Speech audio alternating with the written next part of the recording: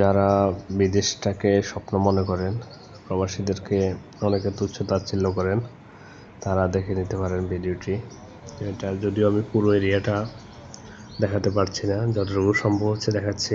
এখানে যারা এই যে বসে আছে বা দাঁড়িয়ে আছে, হাঁটাহাঁটি করছে, হ্যাঁ দেখছেন, হ্যাঁ এটা কিন্তু মানে শখের বসে কিংবা সময় কাটানোর জন্য কিন্তু এখানে না, এখানে বসে আছে কোনো একটা কাজের সন্ধান পাবে।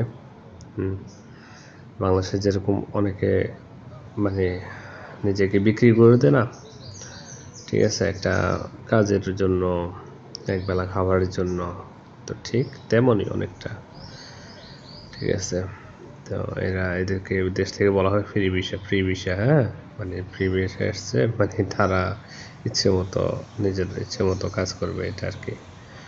তো ফ্রি ভিসা বলতে তারা এখানে বসে একটা যদি কাজের খবর পায় ওই কাজটা করে আসে, ঠিক আছে, ওই কাজের বিনিময়ে কিছু টাকা পায়, সেই টাকাটাই দেশে পাঠায়, আর দেশের মানুষ সেই টাকাটা দিয়ে তারা তাদের প্রয়োজন মেটায়, কিংবা রাজনৈতিক আমলারা অবৈধভাবে সেই টাকা আবার পুনরায় বিদেশ পাচার করে।